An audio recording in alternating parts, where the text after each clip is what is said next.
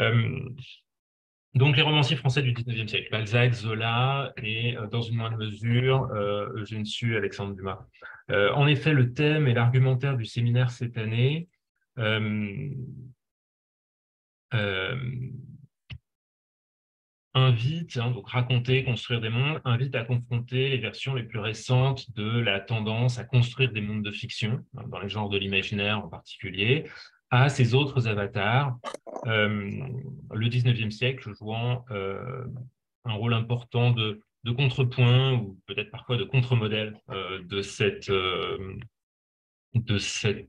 tendance actuelle. Euh,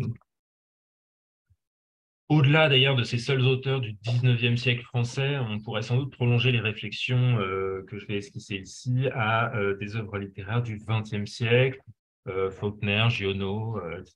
Bon, ce serait sans doute encore un autre travail, évidemment. Euh, Au point de départ, et d'abord je vais partager mon écran.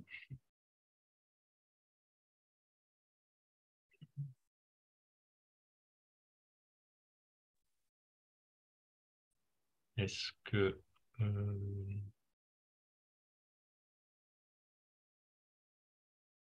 est-ce que ça fonctionne? Ça marche parfaitement. Euh, Au point de départ, donc, de ces réflexions, peut-être d'abord deux réflexions préalables. Euh, euh, une première hypothèse, une première précaution serait celui d'une défictionnalisation, en quelque sorte, de la notion de monde quand on l'aborde à propos de ces romans du 19e siècle. Je m'explique. Quand j'ai commencé moi-même à travailler sur ces corpus, dans ma thèse poétique des cycles romanesques, j'avais été assez méfiant en fait vis-à-vis de la notion de monde sous l'influence d'une narratologie genetienne textualiste. Et il m'apparaît maintenant évidemment que la notion, notamment de transfictionnalité proposée par Richard Saint-Gelais, ici présent, et que je remercie pour tout ce travail, permet d'aborder ces questions avec évidemment plus de précision. Il n'est donc pas question de refuser entièrement la notion de monde fictionnel dans la manière d'aborder ces œuvres. Euh, C'est-à-dire de refuser entièrement la description en termes de contenu de la fiction, au profit d'une position qui serait plus purement littéraire, textuelle ou intertextuelle. Et je signalerai deux exemples de telles approches qui tendent à essayer de se passer de cette notion de monde pour examiner ce genre d'œuvre. La première, c'est la notion d'œuvre-monde qui a été développée, proposée par Tiffaine Samoyo en 1996 dans sa thèse Roman Monde, les formes de la totalisation romanesque au XXe siècle, puis dans la version euh, remaniée de cette thèse Excès du roman, l'essai qui en a été tiré. Euh, et dans ces deux textes, c'est par la notion d'excès donc, que sont abordées ces œuvres qui débordent sur le plan esthétique. C'est sur le plan esthétique qu'est abordée cette notion de monde comme quelque chose qui déborde les horizons d'attente des lecteurs et qui donc fascine par leur capacité à s'affranchir des normes, donc des œuvres qui fascinent par leur monstruosité, leur anormalité, leur gigantisme, etc. Excès de quantité, excès de longueur, excès de détours, excès de diversité ou d'hétérogénéité des matériaux rassemblés dans des romans encyclopédiques, dans des romans fleuves, dans des romans mondes. À la limite, en fait, il s'agit plutôt d'une thèse sur le roman en général, plutôt que sur certaines formes du roman puisqu'à la limite, tout roman, tout vrai roman, ou tout grand roman, serait marqué par l'excès et tendrait vers le roman monde. Euh, une telle définition esthétique du roman monde reste tout de même assez indéterminée, en définitive. D'une certaine manière, le roman monde, c'est celui où il y a de tout et où il y en a beaucoup. Il est assez symptomatique que Tiffaine Samoyo, non sans humour, je pense, ait proposé dans un article de 2007 euh, une, euh, une sorte de reprise, comme elle le dit, hein, de cette notion de roman-monde ou d'œuvre-monde. La reprise note sur l'idée de roman-monde, c'est dans Romantisme en 2007. Euh, une reprise donc réflexive, critique, si l'on veut, ou qui consiste dans une sorte de déplacement ou de réévaluation de cette notion d'œuvre-monde, mais qui est aussi une sorte d'étonnant recroquevillement de la notion d'œuvre-monde, d'étonnante involution de cette notion qui, au début, se marquait par son gigantisme, sa fascination pour l'étendue, pour ce qui déborde, ce qui dépasse, ce qui s'étend et s'élargit, au profit de formes beaucoup plus ramassées. Je cite ces propositions, hein. La fiction, dès lors, n'est plus le monde possible, dit-elle dans une tentative de se distancer de cette notion de monde possible et de monde fictionnel, mais l'ouverture à l'impossible du réel auquel la réalité seule ne permet pas d'accéder. Ce à quoi je suppose, je souscris, mais qui ne permet peut-être pas d'éclairer la spécificité formelle de certaines œuvres qui seraient des œuvres-mondes par rapport à d'autres qui n'en sont pas, hein. C'est peut-être plutôt une thèse sur l'art ou la littérature en général. Je retiens surtout cette très étonnante palinodie, hein, la deuxième citation que je lis. Il faudrait faire de la forme irrésolue, et même de l'irrésolution de la forme, un critère décisif du roman-monde, et partant, montrer que le monde du roman-monde est probablement plus chez Beckett, qui représente peu de monde, mais qui n'en pense pas moins, que chez les continuateurs de forme, qui pourtant représentent, mais en le pensant moins. Et dans le collimateur des lignes précédentes, c'est Martin Dugard qui est cité comme exemple de ce roman fleuve, disons, peu novateur, et donc finalement qui se contente de renouveler les formes existantes, enfin plutôt de reprendre les formes existantes de totalisation sans spécialement faire rencontrer donc ce réel, hein, c'est impossible du réel. Et donc, il me semble que cette possibilité-là de faire basculer la notion d'œuvre-monde sans dessus-dessous et de la faire coïncider plutôt avec Beckett qu'avec Balzac ou avec Musil signale que dans cette notion d'œuvre-monde, il y a quelque chose de relativement indéterminé qui du coup se prête à tous ces renversements et qui ne permet pas exactement, en tout cas pour ce qui nous occupe ici, de parler de certaines œuvres en particulier. Je crois que c'est dans l'abandon de la notion de monde possible tout de même que se révèle ce problème. Pardon, j'avance un peu. J'ai avancé une diapo de trop.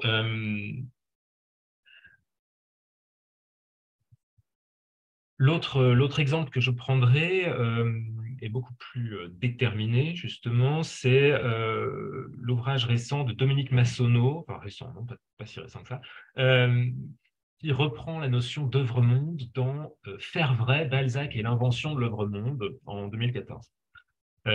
Ici, on voit faire monde, faire œuvre-monde d'un côté et faire vrai coïncide pour une œuvre, donc celle de Balzac, qui ambitionne d'inventer une forme adéquate à dire la réalité du monde et à en configurer le sens.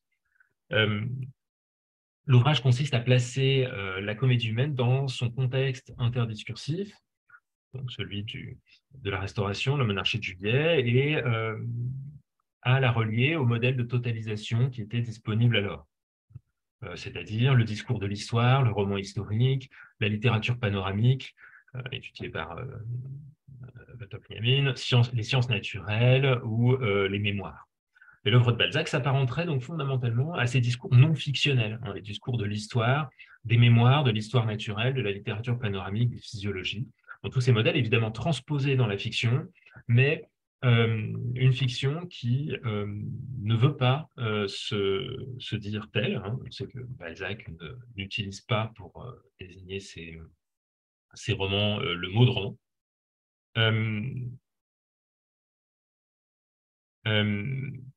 Une fiction donc qui ne se dit pas comme telle et qui donc s'apparenterait essentiellement à ces modèles de discours non fictionnels, qui empruntent à ces discours des modalités de coordination de sa matière. Alors, il me semble que, évidemment, une telle démonstration qui est tout à fait juste, notamment dans la proposition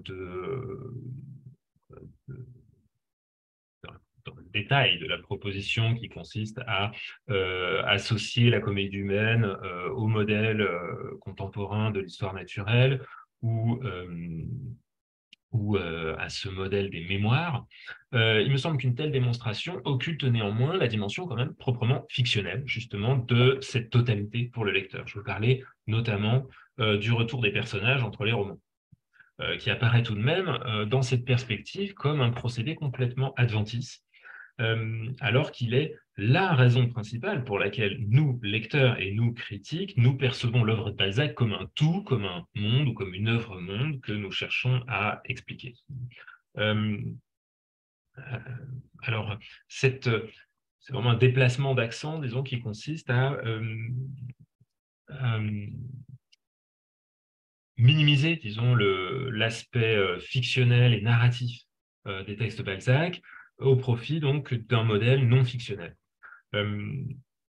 Contre, je cite, une réduction immédiate de l'ensemble à un modèle d'ordre narratif fictionnel ancré dans une tradition épique où le principe d'agencement est fondé sur le retour des personnages. Bon, je ne dirais pas évidemment que l'œuvre de Balzac tient tout entière dans le retour des personnages, mais il paraît un petit peu difficile de les placer comme un élément tout à fait accessoire de l'organisation de la comédie humaine, qui ne tiendrait sans doute pas beaucoup en tant qu'œuvre-monde, si ce n'était pas sous cette forme. Et donc, le retour des personnages est plutôt, pour Dominique Messonneau, à associer à d'autres effets de récurrence, sans privilège particulier, celui de l'auteur reparaissant, en considérant que le jeu donc de l'auteur est en fait toujours le même et finalement unifie l'ensemble de la comédie humaine. Celui de structure reparaissante, de thème reparaissant, enfin tous ces éléments récurrents qui contribuent à une coordination de l'œuvre. En ce sens, donc, c'est un procédé assez secondaire. Je cite, les personnages reparaissants sont le moyen d'amplifier l'effet de construction stratifiée du reste de l'œuvre. Il me semble que ça aboutit à une relative, donc, ce que j'appelle défictionnalisation, un terme qui n'est peut-être pas très heureux, en tout cas une relative neutralisation de la dimension fictionnelle de l'œuvre-monde, par rapport à laquelle je défendrais la nécessité de repérer quand même la construction de monde sur le plan fictionnel et sur le plan transfictionnel.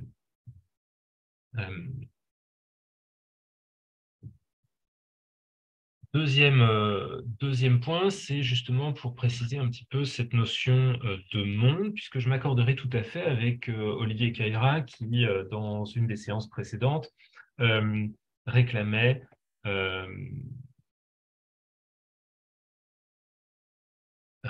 donc, ou insistait du moins sur la nécessité de se doter d'une notion de monde qui soit plus restrictive que la seule notion de monde fictionnel ou de story world. Des notions qui associent à tout récit son monde, voire ses mondes. Ce qui ferait que tout récit projette un monde, donc il n'y aurait pas spécialement d'œuvre-monde comme catégorie spécifique. Néanmoins, chez Balzac ou chez Dumas, il paraît difficile pour autant de parler, comme le faisait Olivier Caïra, justement de world building. Il paraît assez difficile aussi d'associer ces écrivains à oui, à la stratégie de world building des genres de l'imaginaire, hein, c'est-à-dire les inventions de planètes, de créatures, de technologies, d'histoire du futur, etc. Tout ce qui forme cette encyclopédie fictive en rupture complète avec le monde réel. Et l'on n'a pas ici non plus d'effet de convergence culturelle, hein, c'est-à-dire de stratégie transmédiale plutôt, de développement industriel, de récits parallèles, partagés, convergents, destinés notamment à un public de fans, entre autres.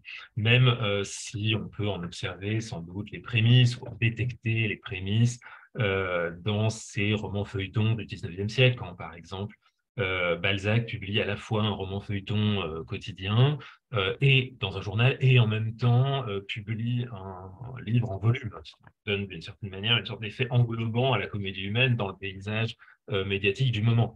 Mais ce n'est pas tout à fait comparable au Marvel Cinematic Universe. Et à la stratégie complètement calculée de ce point de vue-là du feu roulant de production qui se rattache à un même univers. Bon, pour autant, je préférerais éviter le risque de réduire ces œuvres à une préhistoire de cette culture transmédiatique de masse. Un des intérêts, selon moi, de notre thème du séminaire cette année, c'est justement d'essayer d'éviter cette assimilation et ce déséquilibre entre les corpus, hein, c'est-à-dire entre les époques, 19e, 20e, 21e siècle, entre les médias, entre les genres de l'imaginaire d'un côté et les fictions mimétiques de l'autre. De ce point de vue, d'ailleurs, j'indiquerai un léger désaccord avec notre argumentaire qui distingue, je cite, un usage culturel précis, spécifiquement contemporain de la notion de monde, d'une part, et un usage théorique de la notion. Ce qui me semble, en distinguant d'une part l'usage culturel contemporain et d'autre part l'usage théorique général, laisse assez peu de place en fait à des mondes au sens restreint avant l'époque contemporaine. On parlera donc, enfin en tout cas je parlerai donc de monde, non pas dans les seuls cas où il y a vraiment construction soit d'une stratégie transmédia, soit d'une construction d'encyclopédie typique des genres de l'imaginaire, mais plus généralement dès qu'il y a un certain type de transfictionnalité, une transfictionnalité par expansion cumulative d'un monde, bon, par mondes étendus. Alors, je propose ici un certain nombre d'empilement de notions. Il me semble que si toute fiction peut être abordée en termes de monde fictionnel, il y a ensuite à l'intérieur de ce cas des notions plus précises de monde du côté, alors j'ai mis les œuvres composites ici, c'est un peu particulier, hein, j'entends parler des ensembles de romans qui fonctionnent ensemble sans forcément partager le même monde, à l'intérieur desquels on trouverait des ensembles de textes qui partagent le même monde sous la forme de la transfictionnalité, ou en tout cas qui fonctionnent sous la forme de réseaux de références fictionnelles communes. Et à l'intérieur de cela, ce qui correspond vraiment à ce dont je parlerai, c'est-à-dire des expansions, hein, que ce soit sur le mode de la suite ou du prolongement d'intrigues dans d'autres récits. Et puis à l'intérieur de cela, des cas plus spécifiques de world building dans les genres de l'imaginaire. Donc ici, on parlera plutôt d'œuvre-monde quand il y a des éléments, quand il y a une pluralité cumulative de textes. Hein. En effet, je crois que toute œuvre-monde est toujours constituée d'éléments relativement autonomes mis en relation cumulative et que c'est surtout cette relation intertextuelle ou transtextuelle à travers l'intervalle qui les sépare, qui crée l'effet de monde, bien plus que la quantité effective de texte qui leur est consacrée. Il me semble que l'effet de monde est bien plus lié à la somme des relations entre les éléments, ou au produit des relations entre les éléments, qu'à la somme des éléments qui sont accumulés par un texte unique. Et donc, ça correspondra aux expansions transfiction. Alors, je parle ici de liens transfictionnels seulement, mais dans le cas d'un texte comme celui de la comédie humaine, évidemment, il y a d'autres effets qui provoquent l'unité de l'œuvre et l'effet œuvre-monde. Hein, donc, j'en ai parlé avec Dominique Massonneau, mais il y a des aspects notamment éditoriaux. Vous connaissez les titres et les sous-titres de la comédie humaine, les études de mœurs, etc. Bon, tout cet étagement de titres qui se renvoient les uns aux autres, et la publication, tout simplement, sous forme de volume, sous forme d'œuvre complète, qui assure l'unité matérielle de l'œuvre. Par rapport à ces œuvres des genres de l'imaginaire, ces récits qu'on examine aujourd'hui correspondent à un régime mimétique de la fiction, si bien qu'ils recourent essentiellement à des personnages fictifs récurrents, une population, parler comme Françoise Lavocat l'autre jour, plutôt que des lieux ou des objets fictifs reparaissants. C'est-à-dire une encyclopédie massivement référentielle, sauf pour une petite population de personnages qui vient s'ajouter à ce monde réel. Alors, je laisserai de côté quelque chose qu'il faudrait sans doute aborder à propos de ces œuvres, à savoir le problème de la fictionnalisation qui fait couler beaucoup d'encre, le problème en fait de l'immigration de personnages réels, référentiels, à l'intérieur de ces fictions, type Richelieu dans les romans historiques, ce genre de choses. Peut-on dire que de tels personnages contribuent à l'effet d'œuvre-monde d'un ensemble de romans historiques, par exemple, c'est évidemment assez complexe. Est-ce que le fait d'avoir Napoléon dans plusieurs récits contribue à créer un effet de monde? Ce n'est pas sûr. Très souvent, on a besoin quand même de personnages fictionnels pour lancer l'effet de monde. Deuxième différence, c'est que ce sont des mondes octoriaux, que ce soit chez Balzac, chez Zola, chez Dumas ou chez Su. Il n'y a pas aucun effet de création collective ou de dialogue entre auteurs, la figure de l'auteur est garante au fondement de ces mots. Alors ici, c'est assez différent de la plupart des cas qui sont étudiés par Richard Saint-Gelais dans Fiction transfuge, puisque Richard Saint-Gelais s'intéresse énormément à des cas de suite, de continuation ou d'autres variations, souvent assez acrobatiques, allographes, hein, écrites par un autre auteur et qui se démarquent d'une œuvre source, très souvent au XXe siècle, avec souvent des effets du coup de dialogue, de reprise ludique, d'écart, voire de posture sacrilège ou agressive vis-à-vis d'un auteur canonique. Il me semble que ces types d'œuvres monde-là, ou en tout cas ces types de transfictionnalité-là, sont assez peu présents au XIXe siècle. C'est d'ailleurs ce qui fait qu'elles forment plutôt des mondes, hein, c'est-à-dire des ensembles assez unifiés qui ne sont pas clivés par par un dialogue ou une rivalité entre auteurs, hein. Donc, je laisse de côté, dans le cadre de cette communication, les transfictions allographes qui peuvent exister au XIXe siècle, qui ne sont pas non plus inexistantes, comme les suites de Dumas par Maquet ou par Mahalin, dont j'ai parlé ailleurs. C'est l'article que je voulais vous envoyer, que je ne vous ai pas envoyé, mais je vous l'enverrai par mail.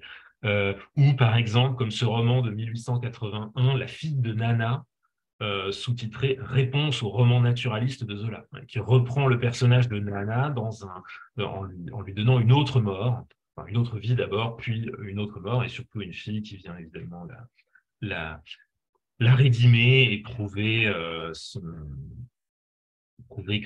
qu'il n'y a pas d'hérédité du mal. Avec une mort qui est d'ailleurs en rivalité dans l'Abominable avec la mort de Nana telle qu'elle est décrite par Zola.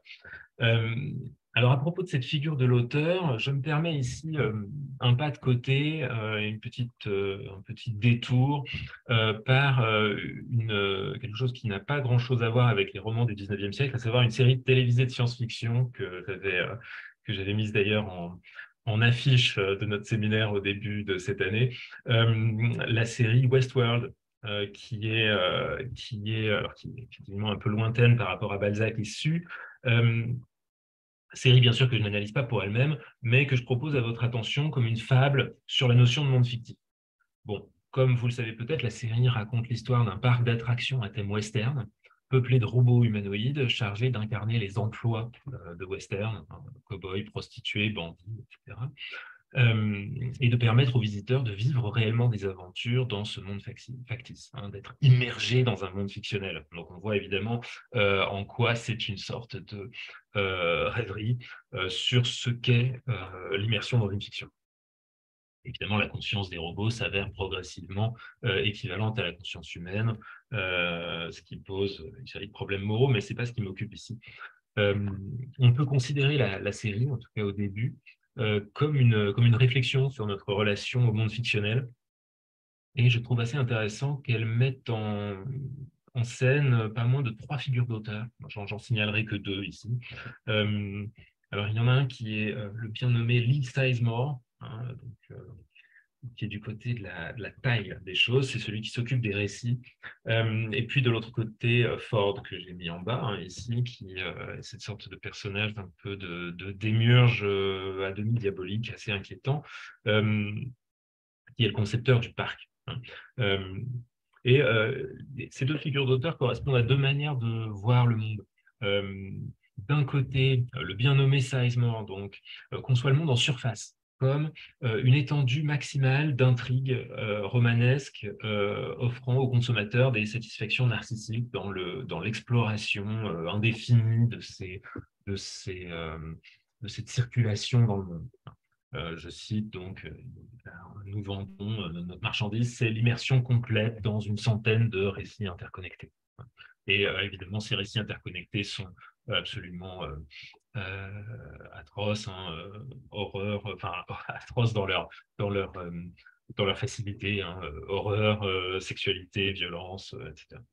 Et avec l'idéal narcissique, en fin de compte, dans la consommation de ces mondes fictionnels. Je cite, bien sûr, comme tous nos meilleurs récits dans les années passées, nos invités, nos visiteurs, auront le privilège de rencontrer le personnage qui les intéresse le plus eux-mêmes. Et puis de l'autre côté, donc voilà, c'est un monde qui est conçu vraiment comme en surface, hein, comme cette interconnexion qui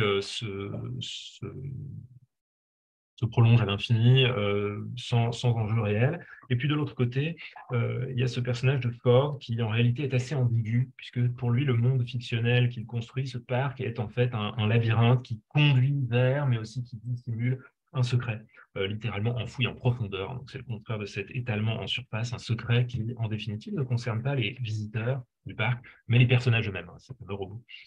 Et donc la série inviterait, c'est comme ça que je le lirais dans le cadre de cette brève interprétation de la série comme apologue, la série inviterait à se détourner des histoires narcissiques et de leur interconnexion à l'infini au profit de la quête d'un secret hein, du monde, euh, d'un d'un approfondissement de l'unité de ce monde et de ce qui est à son fondement. Bon, pour ce qui est de Westworld, en réalité, on ne se fiera pas forcément à cette dénonciation des codes de HBO, le sexe et la violence, par une série HBO qui, par ailleurs, est tout à fait typique, c'est-à-dire qui surexploite complètement ces deux dimensions de sexe et de violence, fût-ce bien sûr pour les subvertir. J'en retiens en tout cas que l'expansion du monde ne se fait pas qu'en extension en surface, et que ce n'est pas seulement un phénomène d'étendue quantitative, ni même de complexité et de richesse, d'interconnexion à l'infini des récits, mais aussi un phénomène de signification qui renvoie à un secret ou à un enjeu, à quelque chose qui en profondeur anime euh, l'ambition de connecter ces récits. Bon. Euh, et donc, ce que j'aimerais essayer de faire ici, c'est de dégager la spécificité, ou du moins un intérêt spécifique, ou certains intérêts spécifiques de ces mondes narratifs du 19e siècle, de ces mondes narratifs mimétiques et octoriaux, par rapport à ceux de la convergence culturelle. Donc, pour essayer de voir un petit peu en quoi la construction de ces mondes présente une certaine richesse, une certaine complexité, et en définitive répond à un certain nombre d'enjeux de la raison. Premier point, c'est évidemment que ces mondes cherchent à donner une forme à la société. Bon, c'est un petit peu évident comme formule, je passe donc assez vite. euh, je signale simplement, peut-être avant de commencer, que effectivement, ces mondes, ils concernent avant tout l'interconnexion de personnages. Et qu'il y a assez peu de lieux fictifs, de géographie imaginaire dans ces récits. Zola, par exemple, invente des villes, mais ces villes ne forment pas une géographie imaginaire. Ce sont des villes typiques comme Bonneville en Normandie, qui est n'importe quelle ville en Normandie, ou la Croix de Maufras sur la ligne Paris-Le Havre, qui est n'importe quelle gare intermédiaire du Nord, ou bien Rognes en Beauce, qui est n'importe quel village de la Beauce. Et surtout, ces villes sont sans lendemain, hein, sans lien entre elles.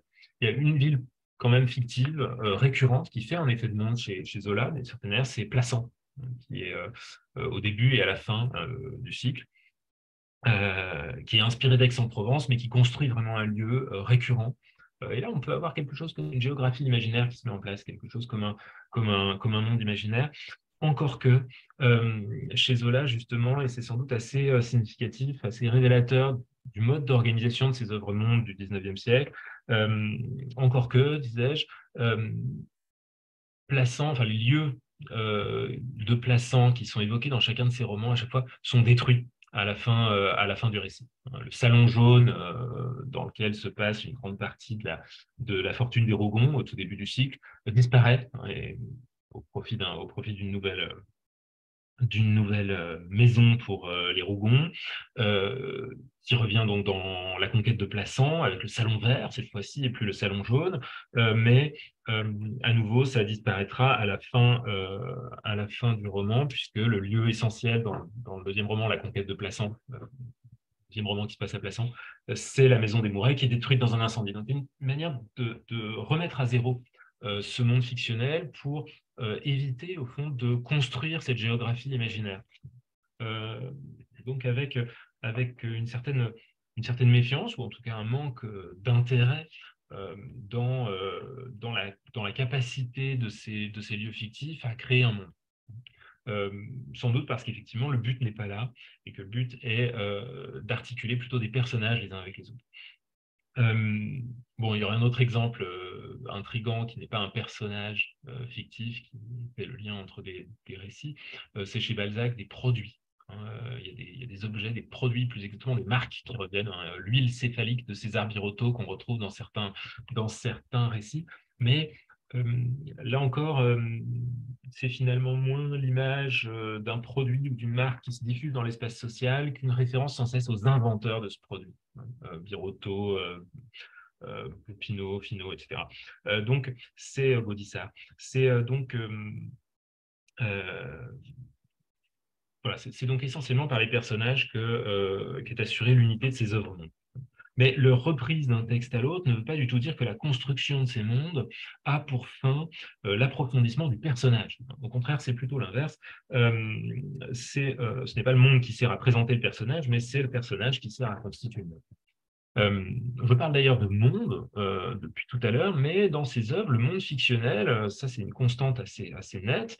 Dans les 4 œuvres dont je parle, hein, Dumas, Sue, Zola et Balzac, dans ces 4 œuvres, le monde fictionnel dont il est question n'est jamais un monde à proprement parler, avec l'ouverture indéfinie que ça peut supposer, mais toujours une nation.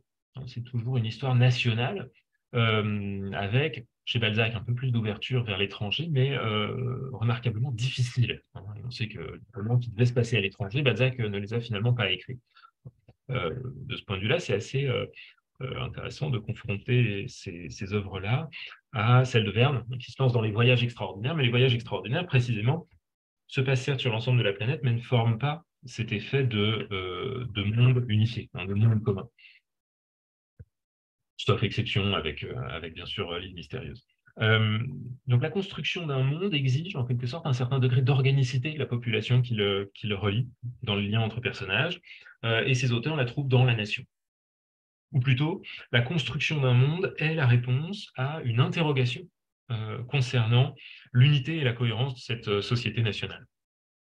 Dans le contexte post-révolutionnaire, en effet, donc après la Révolution et sous la Restauration, se pose la question de l'articulation des individus en une société. Si la société est faite d'individus libres et égaux en droit, la question de leur articulation dans une unité pose problème. Et la question également du sens de l'histoire après les soubresauts de la Révolution et de la Restauration. À la fois avec une remise en cause d'un récit du progrès linéaire et d'une tradition constante.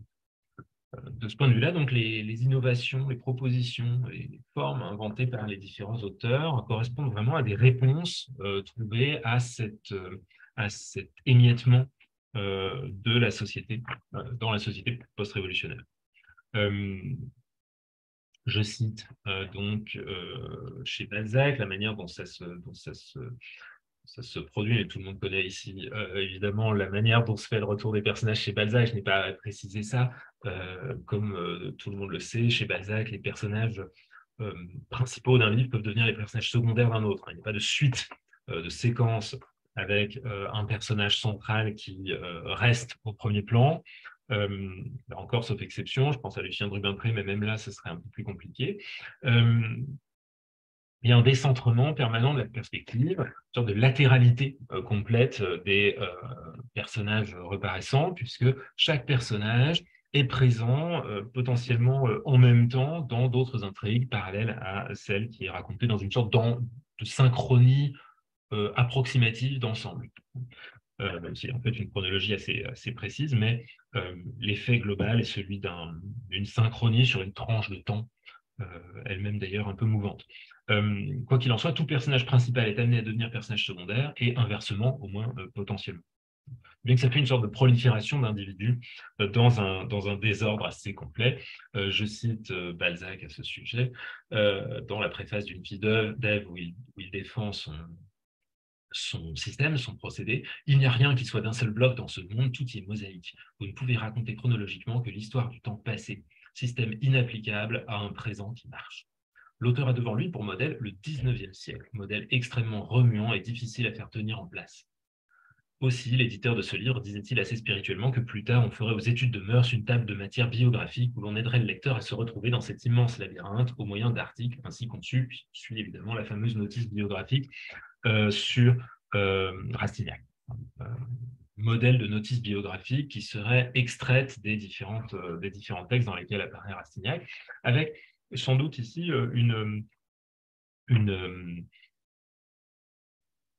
on oublie en quelque sorte, qui est le fait que justement Rastignac n'apparaît pas dans une série de récits avec la même importance à chaque fois. Et ce qui est frappant chez Balzac, c'est surtout le fait que le même personnage endosse successivement des rôles principaux et des rôles secondaires. Des rôles principaux en tant que personnage principal d'un drame où il est intéressé au premier plan, et des rôles secondaires où il est figurant et où il apparaît plutôt en tant que type où il prend une valeur générale, une valeur, disons, de membre d'une série de personnages qui sont analogues. L'intérêt de ce genre de dispositif est bien sûr de représenter la société comme une sorte de mouvement brownien permanent, de mouvement de mise en relation permanente de tout le monde avec tout le monde, où se fait un décentrement perpétuel de la perspective. D'une certaine manière, c'est une manière de représenter ce qu'est l'unité d'une société une fois qu'elle n'a plus d'ordre intrinsèque. Bon, chez Zola, je n'y reviens pas trop longtemps non plus. Zola, vous savez, écrit un texte qui s'appelle Différence entre Balzac et moi, où il oppose son principe à celui de Balzac. Mes personnages n'ont pas besoin de revenir dans les romans particuliers, écrit-il. Et effectivement, l'œuvre-monde chez Zola fonctionne, alors même qu'on a tendance quand même à relier Balzac et Zola comme étant deux modèles à peu près équivalents de ces œuvres-mondes. Faut bien voir que le retour des personnages, ou l'absence de retour des personnages, la constitution de l'œuvre-monde, la construction du monde fictionnel dans les deux œuvres répond à des formes complètement différentes. Que chez Zola, le principe fondamental est celui d'un cloisonnement des différents romans. Les personnages ne reviennent pas dans les romans particuliers, et même quand ils pourraient revenir, il y a des efforts tout particuliers de Zola pour les maintenir à distance, hein, pour les maintenir dans des sphères étanches. Et là où chez Balzac, on a un système de mobilité générale des personnages, et notamment autour de ce thème de l'ambition, qui fait que chacun essaie de sortir de son milieu et rencontrer un milieu. Chez Zola, bien sûr, on a cette sorte de fermeture des différents milieux auxquels un roman est consacré à chaque fois. J'en donne un exemple de ce cloisonnement dans Le Ventre de Paris, où Lisa parle des cousins Saccard, donc les héros de la curée, et d'un côté, le personnage est cité, de l'autre, c'est essentiellement pour signaler que c'est bien sûr pour faire un rapprochement sémantique entre les deux romans, en montrant que la malhonnêteté de l'un est bien équivalente en méchanceté à la prétendue honnêteté de l'autre. D'une certaine manière, c'est la même rapacité et la même inhumanité qui est à l'œuvre, mais c'est aussi un moyen de justifier que les deux personnages ne se croisent jamais. Laisse donc, ma conscience ne me reproche rien, je ne dois pas un sou, je ne suis dans aucun tripotage, j'achète et je vends de bonnes marchandises, explique Lisa, je ne fais pas payer plus cher que le voisin, c'est bon pour nos cousins, les Saccard, ce que tu dis là, ils font semblant de ne pas même savoir que je suis à Paris. Surtout cette phrase, évidemment, qui m'intéresse, c'est le fait que, alors même qu'ils sont dans la même ville, évidemment, ils ne se croisent jamais, ce qui est également le cas avec sa sœur Gervaise, qui est là encore maintenu à distance. Donc dans des mentions du nom des autres personnages qui servent essentiellement à justifier qu'il n'y ait pas de rapport entre les personnages. Donc des sortes d'anti-retours de personnages. Ce qui évidemment n'empêche pas du tout, et même au contraire, n'empêche pas du tout la construction d'un monde, puisque ce cloisonnement strict des différents individus laisse apparaître l'unité de la famille à laquelle ils participent et qui est sans cesse rappelée, bien sûr, par ce thème de l'hérédité qui apparaît dans les différents romans. La famille apparaît en quelque sorte à chaque fois indirectement à travers ses membres. Les différences entre les individus n'empêchant jamais la solidarité profonde solidarité est peut-être mal choisie, mais enfin la cohésion profonde de cette famille, qui est aussi la cohésion des milieux de la société qui cheminent en même temps historiquement dans cette société du Second Empire. Je cite la préface de La Fortune des Rogons, donc la préface de l'ensemble du cycle. Et quand je tiendrai tous les fils, quand j'aurai entre les mains tout un groupe social, je ferai voir ce groupe à l'œuvre comme acteur d'une époque historique. Je le créerai agissant dans la complexité de ses efforts. J'analyserai à la fois la somme de volonté de chacun de ses membres et la poussée générale de l'ensemble. Ce thème de la poussée générale est vraiment un thème qui est récurrent chez Zola. C'est un terme qu'il apprécie. C'est aussi un terme qui a l'avantage d'être assez polysémique, puisque c'est à la fois un terme mécanique, de pousser l'ensemble avec une résultante de force additionnelle, les différents romans agissant tous comme une force qui va dans une certaine direction pendant cette période historique. Et en même temps, c'est aussi un terme qui a une dimension végétale, de prolifération. C'est ce qui pousse, c'est aussi ce qui croît et ce qui fait avancer une certaine vitalité de cette famille à travers la période.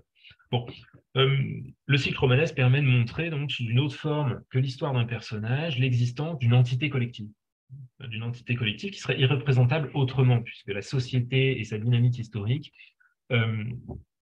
apparaissent comme l'agrégat d'individus quelconques, des individus insignifiants, mais dont les histoires, grâce à ce montage, n'ont pas une portée purement individuelle. En ce sens, construire un monde pour ces auteurs, c'est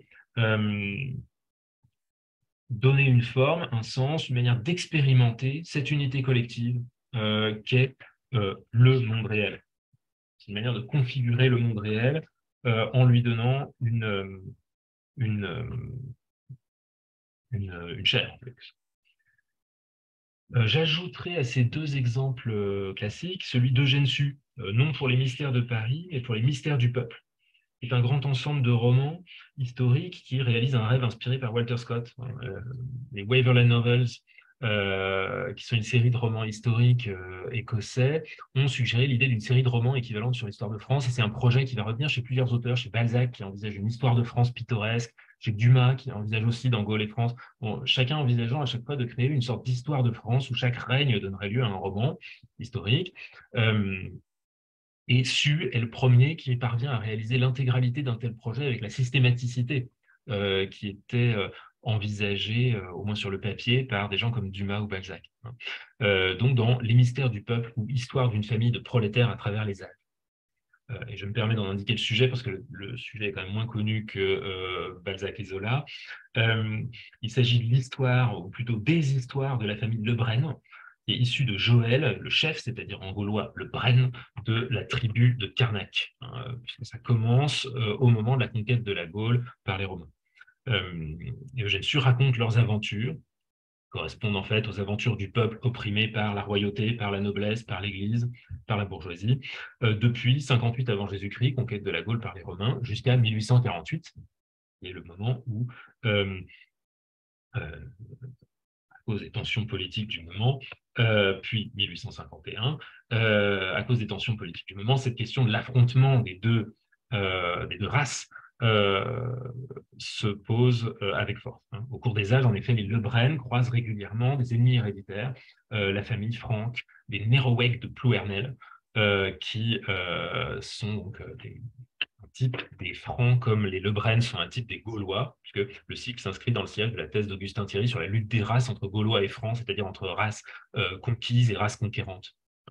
Thèse selon laquelle l'histoire des peuples s'explique par, non pas la lutte des classes à ce stade, mais par la lutte de ces races, c'est-à-dire en fait aussi de ces situations historiques de conquête. Et dans le récit de Sue, ce qui est tout à fait surprenant est que Sue imagine des archives et une généalogie gauloise qui s'opposent aux traditions et aux dynasties franques, c'est-à-dire aux dynasties nobiliaires, puisque la noblesse se réclame de cette ascendance franque. Et donc chaque génération transcrit son histoire et la transmet à ses descendants, si bien que dans le cas de Sue, on a des récits qui sont censés être, même si Sue ne fait aucun effort pour donner cette impression sur le plan narratif, assez peu d'efforts, ce sont des récits qui sont censés être racontés, transcrits par les héros eux-mêmes. par les différents membres de la famille au fil des générations, avec une transmission entre individus, puisque chacun lègue à ses descendants une relique et un récit, selon un idéal de continuité linéaire qui est évidemment bien plus fort que dans tous les autres cycles équivalents, ceux de Balzac et Zola, bien sûr, qui sont assez peu linéaires, mais aussi ceux de Dumas, qui sont eux aussi moins linéaires. Bon, j'ai donné ici un extrait, mais ça ne vaut pas la peine d'expliquer cela. C'est cette idée donc de cette chronique qui se succède sans interruption de siècle en siècle depuis près de 2000 ans jusqu'à nos jours, avec ces reliques qui sont transmises aussi pieusement que de l'autre côté la longue galerie de portraits des seigneurs Néroègue de Ploernel, donc c'est une galerie là aussi un fil linéaire associant les époques dans une longue chronologie. Il est même rappelé d'ailleurs dans les titres courants de chaque volume où les dates des récits sont indiquées pour bien marquer la continuité chronologique et l'absence de trous, l'absence de lacunes dans l'intégralité de ce récit de 2000 ans. Alors, sous ce projet, les mystères du peuple construisent là pour le coup un monde vraiment téléologique, ordonné, où la suite des temps fait sens, ce qui est à la fois la mise en œuvre d'un savoir historique de l'époque, la capacité à la Michelet, disons, de faire une histoire de France complète, et en même temps une fiction de compensation, puisque les manuscrits fictifs de la famille Le Brenne que nous lisons compensent l'absence d'une telle histoire du peuple. Et, compense donc l'absence en fait de ces récits dans la société réelle.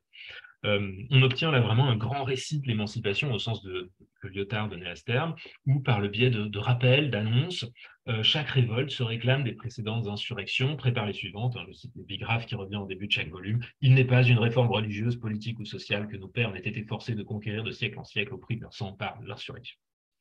Bon, voilà. Donc tous ces dispositifs sont des dispositifs qui permettent de construire des mondes dont l'enjeu est clairement la confrontation avec le problème de l'unité de la société et de son histoire. Comment faire une nation à partir de la fragmentation en individus, comment raconter l'histoire de cette nation et avoir une représentation de son présent et de son avenir. Les options choisies, elles reconfigurent une expérience esthétique en donnant une forme particulière à cette société. Pour autant, le terme de grand récit que j'ai utilisé n'est peut-être guère adapté pour qualifier un ensemble qui, précisément, n'est pas un récit, mais un assemblage de récits qui ne se coagule jamais dans l'unité d'une courbe narrative. La forme plus ou moins linéaire, surtout chez Su ou chez Zola, peut masquer parfois cette discontinuité, mais il reste une tension entre l'autonomie des parties et leur intégration dans une totalité. Même chez Su, où Michel Foucault ou bien Mathieu Le Tourneux signalent des tensions entre l'organisation de chacune des parties, de chacun des livres, et l'organisation du récit d'ensemble. Entre donc la logique progressive de l'histoire et les crises ponctuelles, ce que Foucault appelle des points d'érotisation de l'histoire dans des scènes particulièrement dramatiques. Et je dirais qu'il en va de même chez Dumas, mais je ne commente pas ici. Et donc, a fortiori, évidemment, chez Balzac et Zola, le grand récit n'est pas vraiment un récit. C'est celui d'un ensemble narratif, mais qui n'est pas un récit. On ne peut pas raconter à moins de le parcourir à nouveau entièrement et de refaire l'expérience de la forme de cette totalité. Alors, pour aller un peu plus loin, je propose de regarder quelques effets un peu plus précis, un peu plus subtils, j'espère, de la manière dont sont mobilisées les connaissances de l'encyclopédie de ce monde fictionnel à la lecture des romans. Je prends un premier exemple, donc deux exemples, un premier exemple chez Balzac, un deuxième chez Zola. Un premier exemple, c'est celui d'un récit qui est en quelque sorte faufilé entre deux romans, qui a lieu en fait entre deux romans, et qui est celui du procès de la marquise d'Espard. Dans l'interdiction, on a le récit d'un procès en interdiction, c'est-à-dire en mise sous tutelle pour cause de folie, intenté par Madame d'Espard à son mari. Le juge Popinot comprend que c'est en fait une ruse pour récupérer l'argent du mari et payer ses dettes, alors que le marquis a de très bonnes raisons pour son comportement apparemment fou ou anormal. Popinot s'apprête donc à rendre un jugement défavorable et à la fin de l'interdiction, cependant, sous l'influence de la marquise, qui est une femme du monde puissante, dans le Faubourg Saint-Honoré, sous l'influence de la marquise, le président du tribunal demande au juge Popinot de se récuser de manière à remplacer cet honnête juge extrêmement perspicace par un juge plus accommodant avec les puissants, Camusot, qui s'empressera évidemment de donner à la marquise toute satisfaction. Donc c'est le premier extrait que j'ai mis, c'est les derniers mots de ce roman, L'Interdiction, ou de cette nouvelle qui est L'Interdiction, et qui s'achève sur la défaite de Popinot et la victoire de Madame Despars. De manière assez étonnante, dans Splendeur et misère des courtisanes, on a une sorte de rebondissement. Alors ça, c'est quand même assez rare, même chez Balzac. On a un rebondissement supplémentaire à cette histoire qui vient donner le vrai dénouement de l'histoire de ce procès dans un autre récit. C'est un dialogue entre Lucien et Clotilde, entre Lucien de Rubempré et Clotilde, et Lucien a manifestement déplu à Madame Despars. Il explique pourquoi. J'ai eu l'imprudence de raconter plaisamment chez Madame de Sérisy, devant Monsieur de Granville, l'histoire du procès qu'elle faisait à son mari pour en obtenir l'interdiction, et qui m'avait été confiée par Bianchon. L'opinion de Monsieur de Granville a fait changer celle du garde des Sceaux. L'un et l'autre, ils ont reculé devant la gazette des tribunaux, devant le scandale, et la marquise a eu sur les doigts dans les motifs du jugement, qui a mis fin à cette horrible affaire. Monsieur le marquis Despars a eu la maladresse de me faire une visite en me regardant comme la cause du gain de cet infâme procès. Donc, comme le marquis Despars a remercié Lucien, évidemment, la marquise sait que l'indiscrétion vient de lui et lui en veut à mort. Ce qui est intéressant, évidemment, c'est de voir que Madame Despars, à l'intérieur de Splendeur et misère des courtisanes, bien sûr, nous avons simplement le récit des mésaventures continuées entre Lucien et la marquise, qui est un peu son ennemi juré tout au long de sa carrière inachevée d'ambitieux parisien. Mais ce qui est intéressant pour nous, c'est le fait que le récit du procès de Madame Despars est en quelque sorte faufilé en zigzag entre les deux récits. Le vrai dénouement de l'interdiction est donné au détour d'une conversation mondaine dans Splendeur et misère des courtisanes. Donc il y a un récit virtuel qui est contenu entre les deux romans, à condition du moins évidemment de mobiliser ces éléments de l'encyclopédie balzacienne. C'est-à-dire que le lecteur qui connaît l'interdiction et qui est capable de la remémorer, ce qui n'est pas évident, est invité à se remémorer l'intrigue et le dénouement de l'interdiction, c'est-à-dire de se remémorer que dans l'interdiction, il y a la présence de Bianchon, il y a le caractère du marquis Despars qui est un petit peu d'une franche loyauté sans détour, qu'il y a un caractère équivalent de la marquise du côté, au contraire, de Menet, particulièrement sournoise et perfide, et il est invité aussi à se rappeler la défaite finale de Popinot. On lit alors dans ce cas-là cette phrase comme un dénouement, une juste rétribution, donc une sorte de coïncidence providentielle pour Popinot ou pour la justice, et ironique pour la marquise Despars. Donc on lit dans cette phrase un dénouement, mais précisément ce n'est pas un récit. Ce n'est pas un récit, ce n'est pas un drame avec un début, un milieu et une fin. Et en fait, même c'est une péripétie qui est une péripétie en quelque sorte isolée qui ne pourrait pas avoir sa place dans le roman de l'interdiction. Il ne pourrait pas avoir sa place parce que ce dénouement apparaît comme une interférence involontaire, comme une coïncidence entre d'un côté l'histoire particulièrement charpentée de l'interdiction, et puis la circulation d'une rumeur de Bianchon à Lucien, de Lucien à M. de Granville, une circulation de rumeurs qui se fait à travers ce monde balzacien et qui répond à d'autres causes. Donc, ne pourrait pas apparaître dans le dénouement de l'interdiction où il n'y a rien qui le prépare. Donc, il y a une sorte d'interférence objective entre les univers des deux romans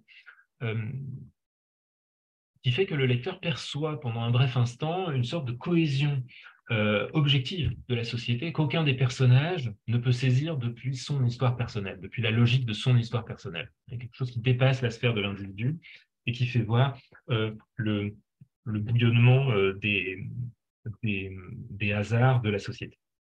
Alors, un tel montage assez spectaculaire est assez rare chez Balzac. C'est une péripétie décisive qui se retrouve dans un autre roman. C'est rare chez Balzac, mais le principe est bien celui-là et se retrouve dans la construction de ces fameuses notices biographiques des personnages. Simplement, le monde permet de raconter quelque chose, mais sous la forme d'un récit virtuel, qui du coup n'est pas exactement un récit, qui est plutôt un agglomérat d'informations narratives en mouvement, qui se regroupent momentanément autour d'un personnage et qui en général servent essentiellement à relancer euh, vers la lecture d'autres récits. C'est-à-dire que ici, ça sert à aller relancer la lecture de l'interdiction beaucoup plus qu'à raconter l'histoire du procès de Madame Despard. De même, l'antagonisme de Madame Despard et Lucien sert à renvoyer aux antécédents dans Illusion perdue, à faire relire Illusion perdue, plus qu'à raconter l'histoire de Madame Despard. De proche en proche, du coup, on va très loin, c'est le charme, évidemment, de la comédie. Autre exemple de l'utilisation de ces données encyclopédiques, transfictionnelles, c'est un cas qui est peut-être plus spécifique à cette question d'une transfictionnalité dans un régime mimétique. C'est le cas, un cas peut-être un peu limite, dans Une page d'amour, un roman assez isolé dans le cycle des Rougon-Macquart, qui raconte une histoire d'amour à Passy, où le roman est rythmé par 5 tableaux de Paris, dont on peut, je crois, envisager plusieurs lectures selon l'encyclopédie de référence qui est mobilisée par le lecteur. C'est ma question, quel Paris? En fait, il y a 3 Paris auxquels le lecteur peut se référer. Ce serait sans doute vrai de toute mention de lieu réel dans les Rougon-Macquart, mais ici, cela prend un relief particulier. Donc, je prends le deuxième de ces 5 tableaux pour une raison que vous comprendrez, c'est que ça brûle. Hélène contemple le crépuscule par sa fenêtre après une soirée où Henri de Berle lui a déclaré passionnément son amour. C'est le début de cette grande passion qui va les enflammer tous les deux. Donc, évidemment, comme la passion les enflamme, en face, par analogie, ça flambe. Je cite brièvement. Le dôme des Invalides était en feu si étincelant qu'on pouvait craindre à chaque minute de le voir s'effondrer en couvrant le quartier des flamèches de sa charpente. Au-delà des tours inégales de Saint-Sulpice, le Panthéon se détachait sur le ciel avec un éclat sourd, pareil à un royal palais de l'incendie qui se consumerait en braise. Bientôt ce fut une fournaise, Paris brûla. Les nuages saignaient au-dessus de l'immense cité. Je cite quelques phrases un peu plus loin. Paris incendié.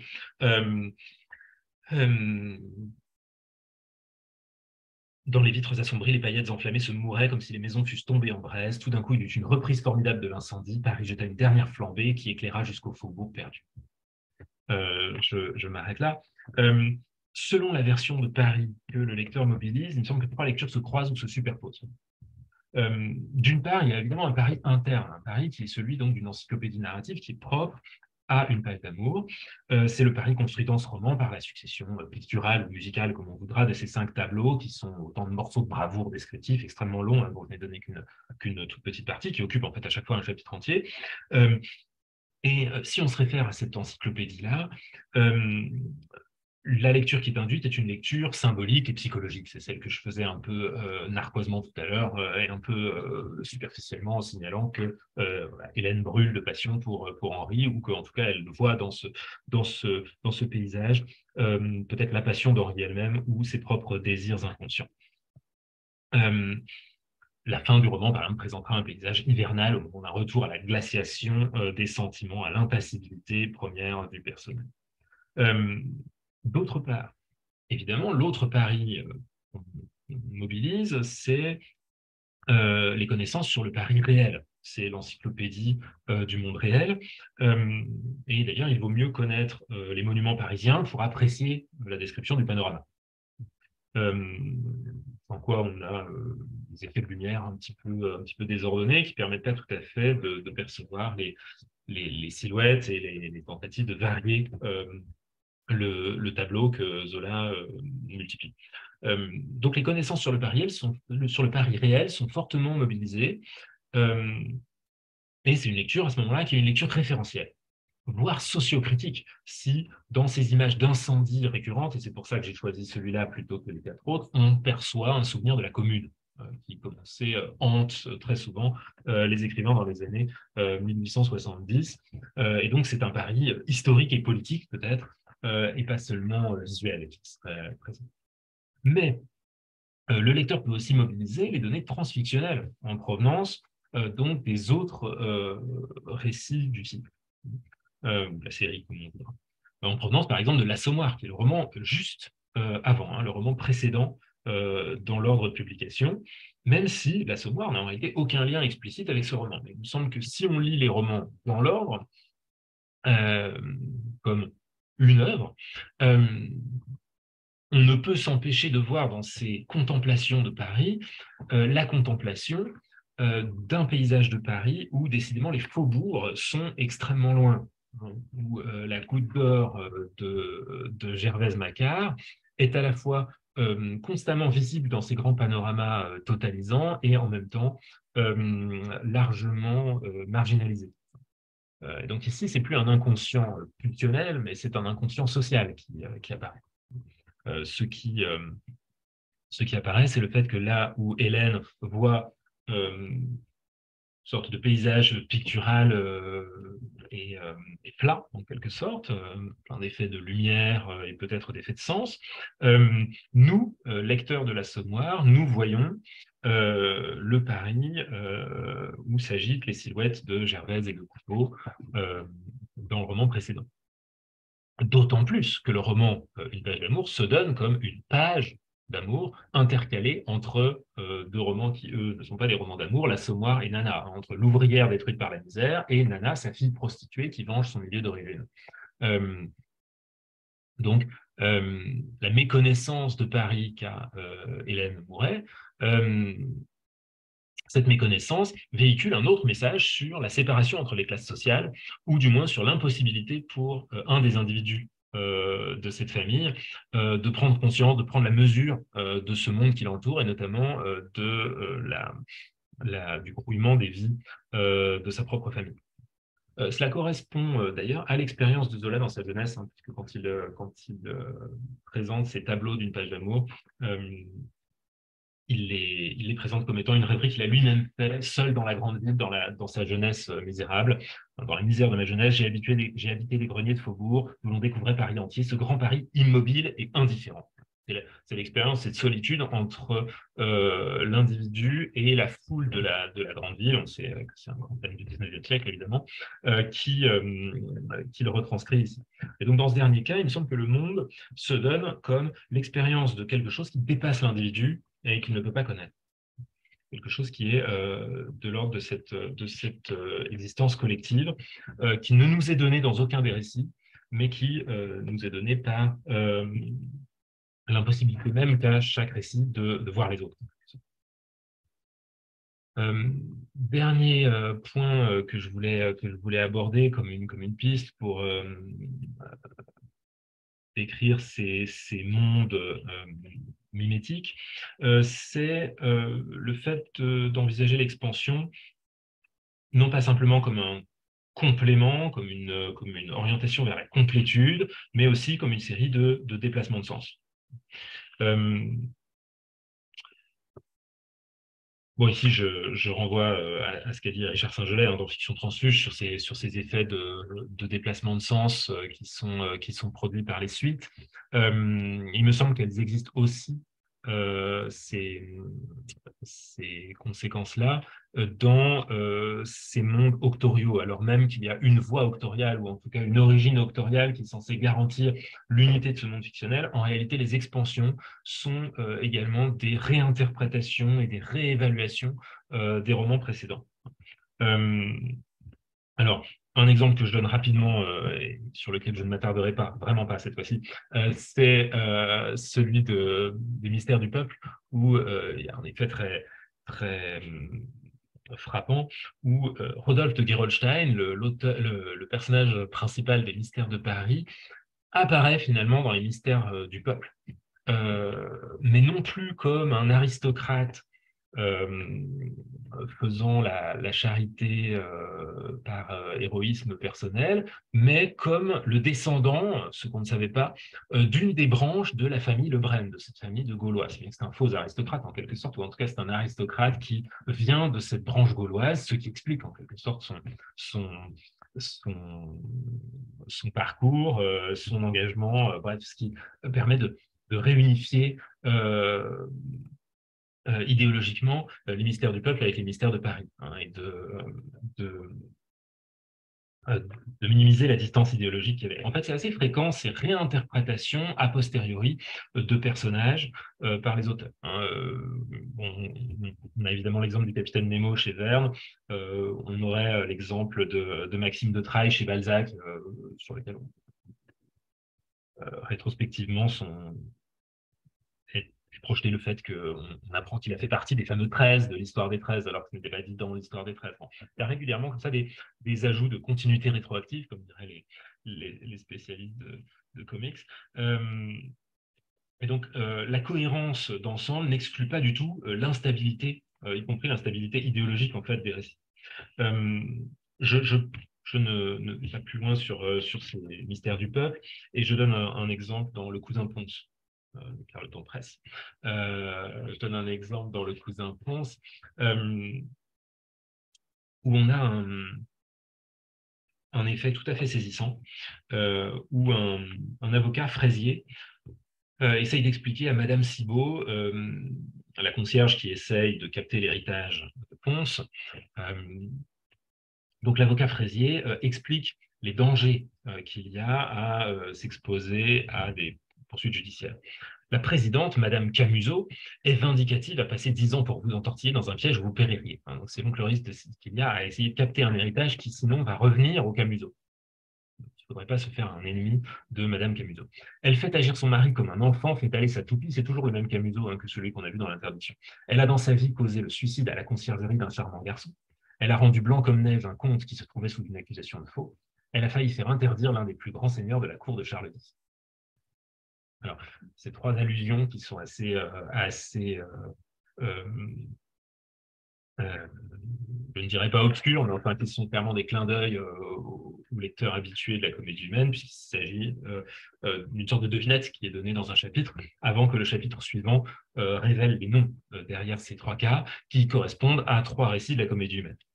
Donc il y a un jeu où le lecteur est invité à faire l'effort de retrouver les récits en question, à savoir le suicide à la conciergerie d'un charmant garçon, c'est Lucien, le comte qui se trouvait sous une accusation de faux, c'est Victurnien des Grignons dans le cabinet des Antiques, et l'interdiction, eh bien, c'est celui évidemment qu'on vient de mentionner tout à l'heure à propos de Madame Despins. Donc le mot de l'énigme est donné en dessous. Le grand seigneur qu'on a failli interdire est le marquis d'Espars, le marquis d'Aigrignons est celui qu'on a sauvé des galères, le jeune homme riche, beau, plein d'avenir, qui devait épouser une demoiselle appartenant à l'une des premières familles de France et qui s'est pendu dans un cabanon de la conciergerie, est le célèbre Lucien de Rubempré, dont l'affaire a soulevé tout Paris dans le temps. Il y a plusieurs choses évidemment intéressantes ici. Deux choses en fait, une distance temporelle qui est très très frappante, puisqu'en réalité, le célèbre Lucien de Rubempré, dont l'affaire a soulevé tout Paris dans le temps, est tout à fait logique du point de vue de la chronologie interne de l'histoire, mais n'est pas si vieux pour le lecteur. Il s'agit de quelques années d'écart entre l'écriture de la fin de Splendeur et la misère des courtisanes et celle du Cousin Ponce. Mais ce souvenir pour le lecteur, qui est un souvenir relativement récent, est un souvenir extrêmement éloigné pour Fraisier, si bien que une distance temporelle qui est creusée avec cette ancienneté de l'histoire de Lucien de Rubempré. Cette distance temporelle, elle est là aussi pour souligner un changement de perspective entre les récits. Le Cousin Ponce étant une œuvre très tardive dans l'œuvre de Balzac, étant un moment où Balzac explore plus nettement le milieu bourgeois, plus que le milieu de la noblesse, qu'il a beaucoup étudié dans les années 1830. Et ce qui est frappant donc, dans ces allusions, c'est la distance qu'elle creuse entre ces romans, l'interdiction, le cabinet des Antiques, Splendeur et la misère des courtisanes, et le Cousin Ponce. Les célèbres personnages sont convoqués in absentia, de loin, indirectement, seulement par oui-dire, et Fraisier voit toute cette histoire de tellement loin que pour lui, le personnage principal en est Madame Camusot. C'est ça qui est évidemment l'effet frappant, c'est que pour lui, c'est Madame Camusot qui est la pièce maîtresse de ces trois histoires, là où pour nous, Madame Camusot, si nous venons de ces trois romans, est disons une cheville ouvrière de l'intrigue à un moment, mais qui n'est pas, mais n'en est pas le personnage principal. Et donc, a-t-il tort d'ailleurs? En fait, il n'a pas forcément tort du point de vue de l'évolution monde de la comédie humaine, qui justement met de plus en plus au premier plan l'agentivité très forte de cette classe bourgeoise en ascension.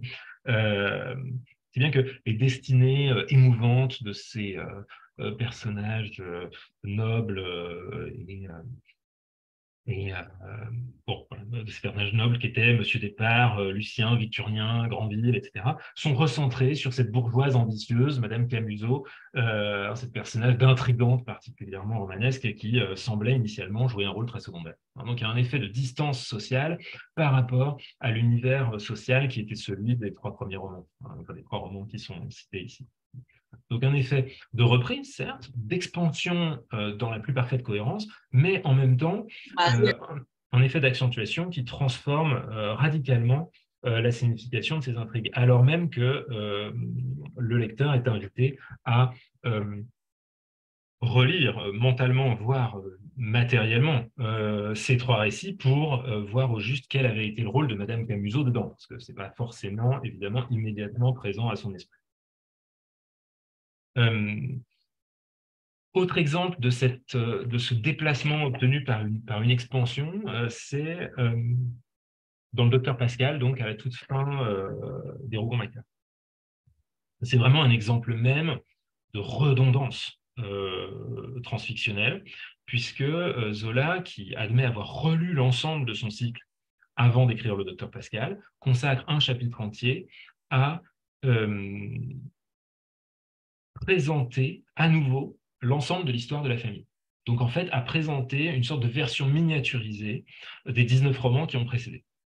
Donc c'est le chapitre 5, dans un dialogue entre le docteur Pascal et sa nièce Clotilde. Ce qui est intéressant, c'est que la reprise intégrale de ces 19 romans ne supprime rien et ne change absolument pas les événements qui sont racontés.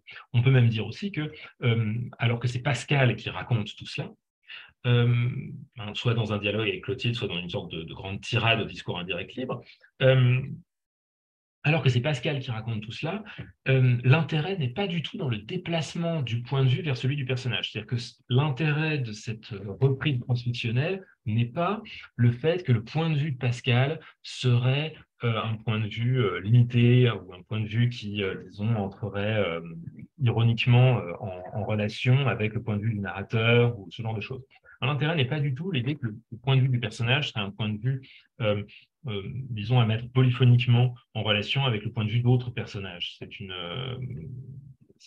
Ça aurait d'ailleurs été une possibilité, évidemment, qui nous sourirait plutôt, je pense, du point de vue d'une histoire littéraire marquée par les innovations du XXe puis du XXIe siècle, mais l'intérêt ici n'est pas donc la spécificité du point de vue du personnage, parce que ce point de vue du personnage coïncide, au fond, avec le point de vue de Zola lui-même, hein, du point de vue à la fois idéologique et même stylistique. Ce qui est intéressant, c'est la tentative d'utiliser cette reprise pour modifier légèrement le propos du cycle. Le chapitre 5 est une longue reprise, donc sous plusieurs formes. C'est-à-dire, en fait, c'est une série de reprises du cycle, en reprenant d'abord l'arbre généalogique, puis les dossiers, c'est-à-dire en fait les romans, hein, les intrigues de correspondant à chacun des individus de la famille, puis un bilan qui reprend à nouveau la signification de ces romans. Donc c'est une reprise multiple, une redondance multiple de ces mêmes informations.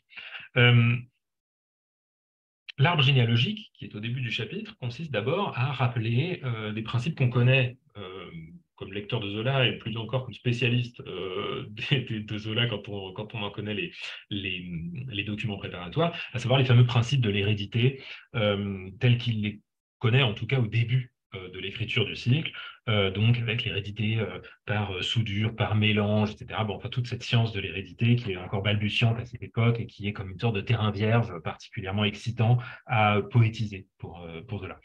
Quoi qu'il en soit, donc au début, c'est un rappel des principes, en regardant l'arbre généalogique, comme étant un rappel des principes de la combinatoire des caractères des parents pour expliquer le caractère des enfants. Ce qui est quand même le principe initialement de cette hérédité, du moins telle qu'elle est présentée par Zola au début. Après cette phase-là, donc où on a déjà signalé l'ensemble des cas de la famille, l'ensemble des noms de la famille et les différents cas auxquels ils correspondent. Ensuite, on voit les personnages en action dans des résumés de romans, dans une version de ces romans qui est une sorte de crossover, si on veut, crossover in absentia, c'est-à-dire qu'on raconte l'intégralité des romans, on raconte ce cortège de 19 romans dans une sorte de litanie où chaque roman est résumé par une phrase au discours indirect libre. Donc, je vous en ai mis une sur Nana, donc, qui est le résumé de Nana dans cette grande procession des Rougon-Macquart. Et le résumé, celui-là comme les autres, est somme toute fidèle, exact, bien sûr. Mais ce qui est frappant, c'est la manière dont il est présenté sous une forme descriptive plus que dramatique. En particulier, comme non pas un enchaînement d'actions, mais plutôt comme un enchaînement d'images et une énumération de situations. Je cite, Nana, dès lors, devenait la revanche, la fille poussée sur l'ordure sociale des faubourgs, la mouche d'or envolée des pourritures d'en bas, qu'on tolère et qu'on cache, emportant dans la vibration de ses ailes le ferment de destruction, remontant et pourrissant l'aristocratie, empoisonnant les hommes rien qu'à se poser sur eux au fond des palais où elle entrait par les fenêtres, toute une œuvre inconsciente de ruine et de mort, la flambée stoïque de Vendœuvre, la mélancolie de Foucarmont courant les mers de la Chine, le désastre de Steiner réduit à vivre en honnête homme, l'imbécilité satisfaite de la Faloise et le tragique effondrement des Muffats et le blanc cadavre de Georges, veillé par Philippe, sorti la veille de prison. Une telle contagion dans l'air empesté de l'époque, qu'elle-même se décomposait et crevait de la petite vérole noire prise au lit de mort de son fils Louiset, tandis que sous ses fenêtres, Paris passait, ivre, frappé de la folie de la guerre, se ruant à l'écroulement de tout. Bon, je suis obligé de tout lire parce que tout l'intérêt est justement la manière dont une intrigue est décomposée en quelque sorte en une succession de situations auxquelles il fait assez vaguement allusion, et c'est particulièrement net pour ce résumé-là, bien sûr, c'est pour ça que je l'ai choisi, et par contre est maintenue de manière très forte l'image dominante qui était déjà celle présente dans le roman. Donc de ce point de vue-là, là encore, il n'y a pas de transformation du roman dont on parle, puisque cette image de la mouche d'or qui s'envole des pourritures d'en bas et qui corrompt la société d'en haut, jusqu'à se corrompre elle-même et à crever donc, de cette décomposition, de cette putréfaction intérieure, c'est une image qui est déjà présente dans Nana. C'est donc pas une image nouvelle, mais par contre ici, elle prend toute la place. L'aspect dramatique et narratif est intégralement résorbé, et l'accent porte sur la réactivation de ces grandes images et vers une interprétation générale, vers une interprétation de Nana comme un type, et donc applicable à la réalité autant qu'au monde fictif. Applicable à la réalité dans le sens où la prostitution, c'est la manière dont les classes sociales entrent en contact d'une certaine manière sous une forme de dépravation et de corruption. Les images finales, notamment des romans, à chaque fois, sont particulièrement développées. Ce sont des images qui sont déjà très travaillées dans les romans de Zola et qui, ici, prennent toute la place dans les résumés. Au fond, chaque roman est presque résumé par son image finale. Et ces images finales sont très souvent des images soit de destruction sociale, soit de renouvellement de tout. Ici, l'écroulement de tout. Donc, les résumés des romans par Pascal sont orientés vers une interprétation générale et orientés vers cette dynamique qui va vers l'écroulement ou le renouvellement. Et en fait, ça fait partie de la réinterprétation qui a lieu dès ce moment-là. C'est une réinterprétation de l'hérédité qui dominait le cycle dans le sens d'un vitalisme beaucoup plus indéterminé. Alors, c'est assez net dans les expansions qui sont données, puisqu'il y a des expansions qui sont données par le docteur Pascal à ces différentes intrigues, puisqu'on donne les destins de certains personnages qui n'étaient pas morts, et donc sur lesquels Pascal a gardé des notes, ce qui permet de clore les fils narratifs qui étaient encore ouverts. Il s'agit moins d'indiquer des potentiels narratifs, bien sûr, que dans ce dernier volume du cycle, d'achever certains personnages qui n'étaient pas morts, d'une certaine manière.